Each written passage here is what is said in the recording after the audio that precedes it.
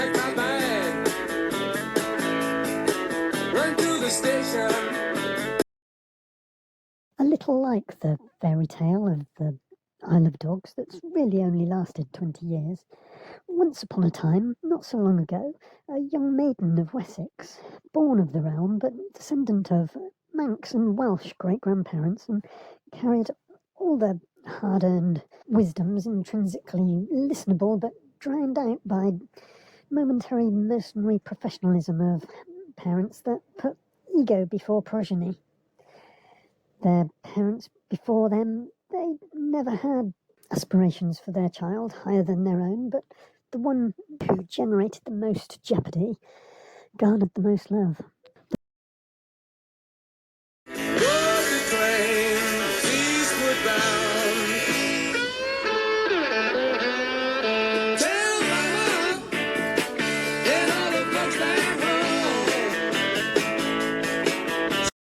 The maiden, with the guidance of riddles, for years had skillfully navigated Mum intent on being hotter than me, like the TV show, and unnecessarily ruthless, that her sister had been less able to escape, taking her succour from the female surfers of Bali. The maiden stood in the St. Ives platform waiting room with her dog and boarded. She had reflected while on the train to London to meet her fun and adventurous auntie. But if ever there was a girl and a pet that looked alike, it was this pair, though the weight of one twice the other. Brexit had rapidly splintered the kingdom infinitesimally. Further, 3 ID checks were required on the VFT, a very fast train that had been needed as a white elephant of public works project when Brexit dismantled health and safety regulations and manual handling to the max became the norm. She was met by her uncle, who had come in from Savoy, a Savoy, Paris or some such. They made their way to the Shard, the tallest tower of the metropolis, higher than Tintagel. Auntie's magic was stronger than Merlin's. An unassuming entrance alongside the glass shard palace that splinters up the top leads to a time warp, adds to oak, tight spiral stair, and rope climb to her apothecary hospital herb garret that was pushing pinnacles of science and enlightenment 200 then 300 years with each story. Herbs plus. She perused her potions, wondering if a female dog might burn her at the stake. Knowing she'd be needing it, Auntie flooded her with information that she'd accrued over many, many years, with no introduction nor conclusion. The loft and its ancient beams had been home to many medicines over centuries, and it seeped into the wood, the grain, and it was giving back. The giving had made Auntie a little hypoglycemic, and food, fun, and food and getting full of muscles was the order for the rest of the day. Stepping onto the threshold at ground level, she was propositioned for work, a glamorous promotional project for a retail store. A PR and social media marketing scout or troll had been lurking under the bridge between the two worlds. They wanted the sizable blonde dread dog to be blown up as a larger-than-life-size nationwide shop window display. As a lifestyle statement for clothes, the dog itself would be stripped of its harness and published. The maiden would be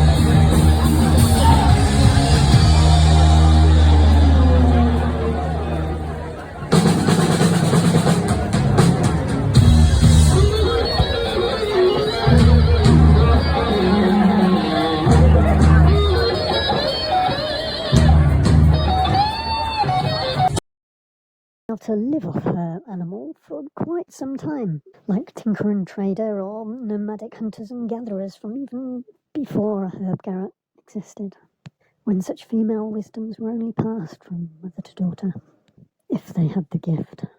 Still on the threshold, constrained by the vernacular needs of smaller owner-occupier commissioner people, she was barged out the way by an American tourist, wider than the spiral stairs themselves, and she was pushed onto what might have been a coal bunker once upon a time, where the leaves of the shutters bounced up and she fell in. A coal bunker, yes, but before that, in the days when men were slowly taking over as surgeons from female midwives, where the men had no real inkling of the benefits that eating the afterbirth gave, they used to throw the afterbirths down this small chute, where they'd assumed that the grave robbers that attended to their resurrectionist needs would deal with it for them. They were wrong, and for a century the afterbirths had imbued the timbers with their power, and she was transported forward in time, like to a time where Brexit had really taken hold. How far and fast an empire could fall, without Britain as a leading light of environmentalism and single-child policy. Dramatic weather events of global warming had really taken hold, but Guinevere preferred the retro life down under, and hitched a ride back west with a travelling band of steam gypsies that proudly shaved Bridie of her dreads and harnessed her up to pull the cart of the few intersex child that were born after the European-wide chain reaction nuclear accidents.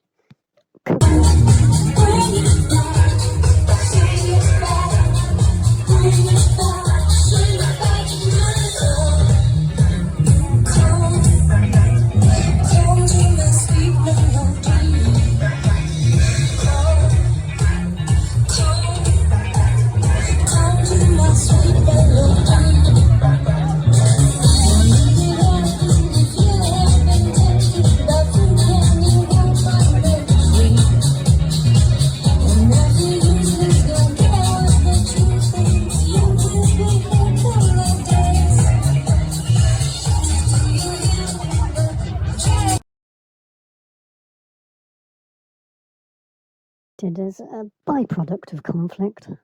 As the new unofficial Queen of Wessex, she mitigated the decline, and Glastonbury was to rise again as the premier kingdom of Britain, with Wiltshire as its druidic capital.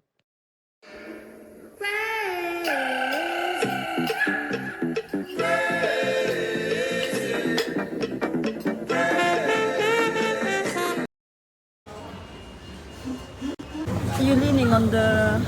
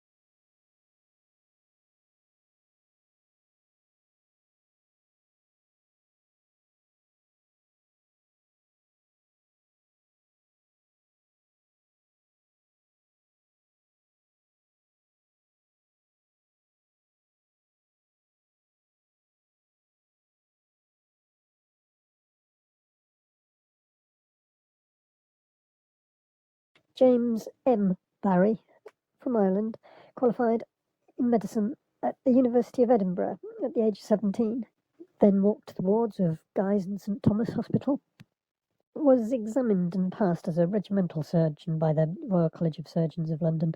This was the beginning of a long career that spanned half a century, that took him around the globe, and that was to culminate in the rank of Inspector General of Hospitals in the British Army.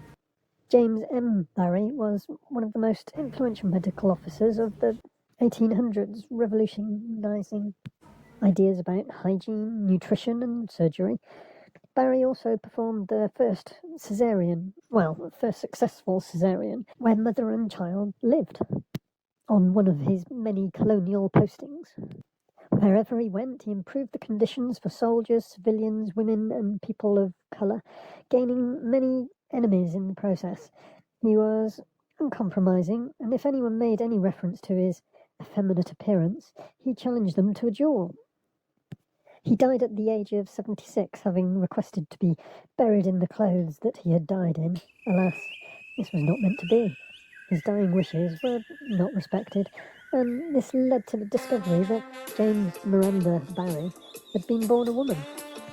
Dying of dysentery, the charwoman that laid him out after death failed to get paid for her services and sought redress in another way. She visited Barry's physician, who had issued the death certificate on which Barry was identified as a male. The woman claimed that Barry's body had been biologically female and had marks suggesting Barry had at one point borne a child. However, no professional examination was carried out, which could have confirmed these points beyond doubt. The doctor refused to pay her. She took the story to the press and the situation became public. It was discussed in an exchange of letters which survived. The charwoman mocked the doctor. "I don't want to be attended to by you, if you can't tell the difference." But the doctor considered it none of his business as to whether Barry was male or female. He thought it was likely that he might be neither, imperfectly developed man, to quote. The charwoman of the boarding house said she'd examined the body and that it was a perfect female, and that the stretch marks, were of her having had a child when very young, as she had herself the first of her 9 children. The woman had become acquainted with a great secret and wished to be paid for keeping it. But all Dr. Barry's relatives were dead, and that was no secret of the doctor's, and that my own impression was that Dr. Barry was a hermaphrodite. Whether Dr. Barry was male, female, or hermaphrodite, I don't know. Nor do I have any purpose in making the discovery, as I could positively swear to the identity of the body as being that of a person whom I had been acquainted with for many years, and had never questioned, said the doctor that issued the death certificate. After the matter was made public, some people claimed to have known it all along, although many who had known Barry expressed surprise or even disbelief. The British Army, seeking to suppress the story, sealed Barry's service records for the next 100 years, and likely dealt with John, the Jamaican manservant, putting out a story that he was back in the Caribbean. The uncle, a famous painter of the time, never let on. Miranda had had a difficult or poorer life early on. She wrote a letter to her older brother, child in her, for abandoning his legal studies for the military. 19-year-old Barry wrote, "Was I not a girl, I would be a soldier." Miranda's mother, in all her complaints to her brother about her child's precarious future, never once raises the question of marriage, even though a good match was then quite vital to a woman's financial security. It suggested that this could mean Mrs. Buckley was aware of some defect in her daughter that made marriage an impossibility, to quote. Miranda Barry's interest in medicine was probably encouraged by the liberal-minded friends of the painter uncle, and just before travelling to Edinburgh to enrol as a medical student, Barry assumed a male identity. Barry's short stature, slight build, unbroken voice, delicate features and smooth skin led others to suspect that Miranda Barry was not a man, but a prepubescent boy. This identity was maintained through surgical training and recruitment into the British Army, which at officer rank level did not then require a medical examination. During Barry's first posting abroad to Cape Town in South Africa, Barry became a close friend of the governor, Lord Charles Somerset, and his family. It has been suggested that Lord Charles discovered Barry's secret and the relationship was more than a friendship. Their closeness led to rumours and ultimately to accusation, briefly appearing on a bridge post graffiti in Cape Town, saying that they had detected Lord Charles buggering Dr. Barry, which led to a court trial and investigation, as homosexuality was at that time strictly illegal. Despite these allegations, if Somerset was aware of Barry's sex, he did not reveal it. Many years later, when Lord Charles was much older and then living back in England, Miranda Barry took the huge risk of going absent without leave from her military medical duties to go and comfort him on his deathbed. Obviously, a strong bond and trust between the two of them. Despite efforts to appear masculine, witness reports comment on Barry's effeminacy, and on a somewhat contradictory reputation. Barry had a reputation for being tactless, impatient, argumentative, opinionated, but was also considered to have a good bedside manner and famous professional skill. Barry's temper and bravado led to a famous pistol duel with a member of the Light Dragoons. Barry's aim was better, the bullet striking the opponent's military cap and dissipated its force. During the Crimea War, Miranda Barry got into an argument with Florence Nightingale, of all people, who later wrote, "I have never had such a blackguard ratting in all my life, I who have had more than any woman. From this Barry, sitting on her horse while I was crossing the hospital square with only my cap on in the sun, presumably in full dress and something to do with modesty, she kept me standing in the midst of quite a crowd of soldiers, commissariat servants, camp followers, every one of whom behaved like a gentleman during the scolding I received, while she, Miranda Barry, behaved like a brute. After she was dead, I was told he was a woman. I should say she was the most hardened creature I ever met. Barry would never allow anyone into the room while undressing, and repeated a standing instruction that in the event of his death, strict precautions should be adopted to prevent any examination of his person, and that the body should be buried in the bedsheets without further inspection. At the time, it was more appropriate to say that Miranda Barry was hermaphrodite or intersex rather than female, and may have ambiguous genitalia. These suppositions are based on the premise that concealment of one's sex for 40 years in the British Army is simply unbelievable. However, vanishingly slim evidence. Those who did know while she was alive certainly weren't telling. But why would someone being intersex be such a problem for so many people? Some theorists have voiced the opinion that intersex theory is an attempt to undermine that someone born female could have achieved as much as Miranda Barry did. Dr. Barry couldn't have been a woman, for women and medicine were contradictory terms. It was still too much to imagine that any female could perform as brilliantly as Dr. Barry had done. She dealt with a cholera epidemic in addition to the caesarean, fought for better medical practice, better food, sanitation and proper medical care for prisoners and lepers, as well as soldiers and their families, was vegetarian and teetotal, and named her poodle and her black manservant Psyche. Likely a heroine rather than a hero in a time when Seems I have to leave this town.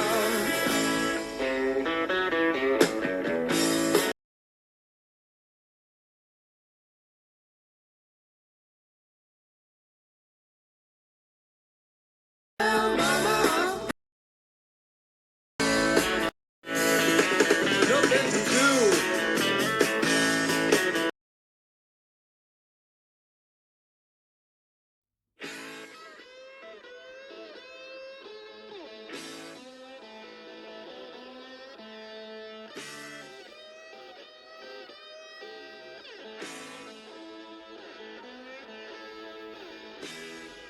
obstetrics and midwifery in a time of carbolic soap being introduced to provide some antiseptic with the hope of infection-free surgery was largely the responsibility of the female midwife, who was recruited from the community and gained considerable practical experience. In the 1600s, there was a 7-year apprenticeship. before delivering a baby on their own. There were lying-in hospitals set up for women that, for one reason or another, couldn't have the child at home, for social rather than medical reasons. Often located in a 1400s charitable donation set up the forerunner of St Guy's and St Thomas Hospital for unmarried mothers. Centuries passed before surgeons started getting involved in difficult births, but then increasingly intervened. Improved instrument design helped increase chances of successful labour for those with babies in different situations in the birth canal. These tools were kept as a definite trade secret.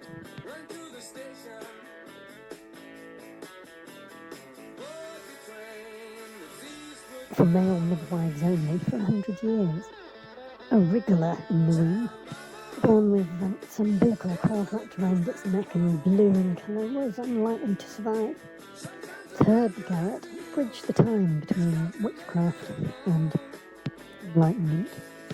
Many aspects of American political life not further developed than witchcraft, in belief and phobia.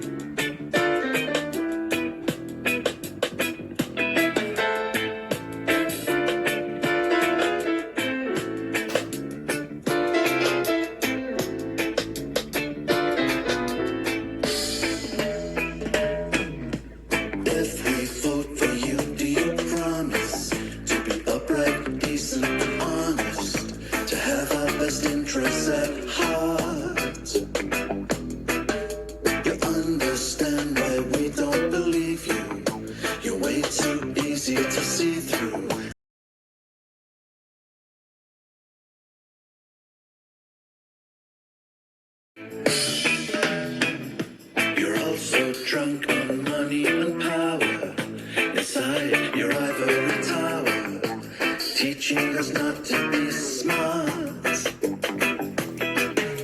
making laws that serve to protect you, but we will never forget that you tore our families apart.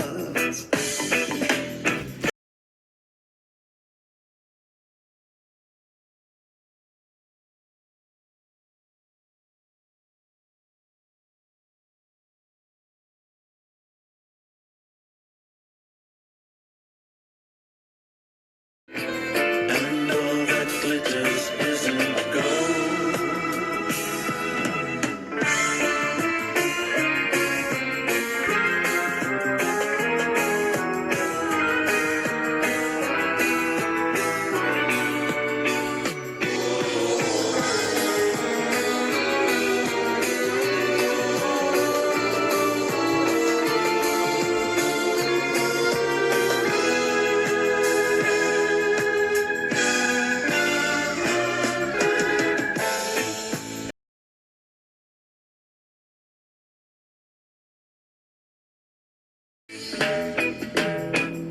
So if we vote for you, do you promise to be upright, decent, and honest, and take away all of the... On emerging from the ancient oak spiral under the shard, at street level, you need to address that London Docklands, Canary Wharf, can no longer bank on the financial sector and faces an uncertain future. It's there apparent from the soulless to the smaller and central.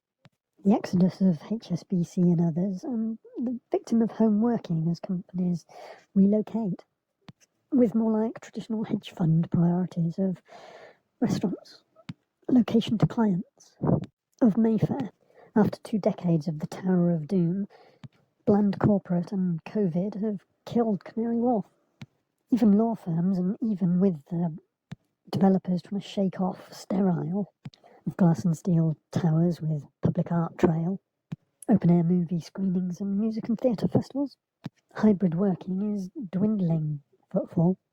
But will post-Brexit planning permission cave in and allow these corporations to regenerate the central city of London around St Paul's into that sterile Canary Wharf environment, aka the Isle of Dogs, that's now courting technology and media companies and charities, life sciences hubs? But in a supposed 24-hour city, 7:30 p.m, it's a ghost town. That underground mall with no outdoor space. Magnet stores and businesses are what developer needs to get on board to get things moving in the first place. When they start leaving, rents have got to adjust rapidly and drastically. But there's an inertia, will they? New underground lines built haven't broken even, and there'll be implication ripples across the whole of the East End of London. Can Qatar provide the set-up costs that gangster money provided, when there's no certainty that Britain's financial sector can survive Brexit in the bulk that it requires? Mass financial management, just not squirreling away into offshore havens. The colonial-built stone office bank of your high street that's now a coffee shop. Similarly, the enormous statement offices just aren't required anymore when you're looking to cut 40% of your global property costs. Suggests asset sales rather than throwing good money after bad, really depreciating. So 2 PUI stalls for the developers, rapid take-up of hybrid working, and slow regeneration, reinvention. It's rare that a developer is an enlightened client. So read the Metro newspaper while travelling underground and overground, but not wobbling free across different parts of East London, of very disparate character. I'll save you the exaltations of Borough Market that you can get elsewhere.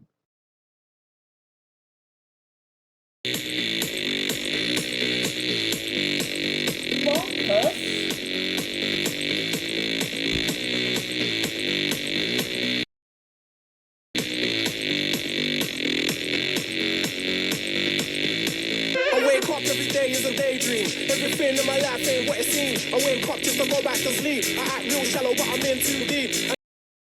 The afterbirths had imbued the timbers with their power, and she was transported forward in a time warp to a time where Brexit had really taken hold.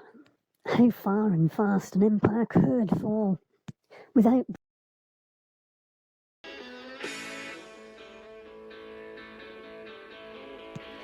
Britain as a leading light of environmentalism and single-child policy. Dramatic weather events of global warming had really taken hold. But Guinevere preferred the retro life down under and hitched a ride back west with a travelling band of steam gypsies that prayed Bonkers.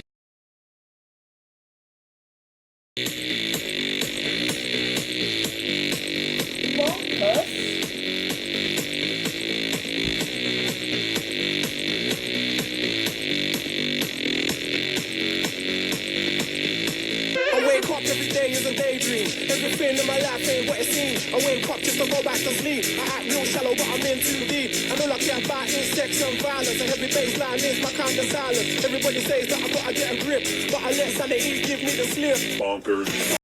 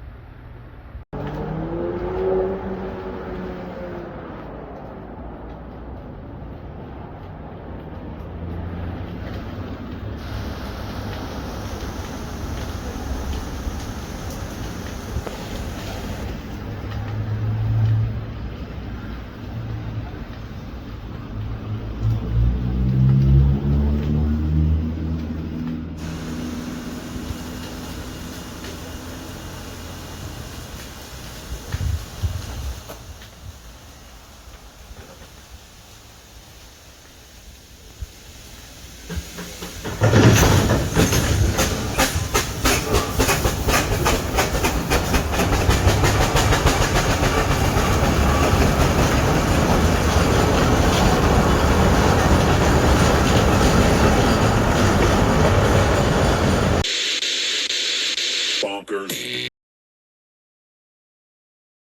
Wake up every day is a daydream. Everything in my life ain't what it seems. I wake up just to go back to sleep.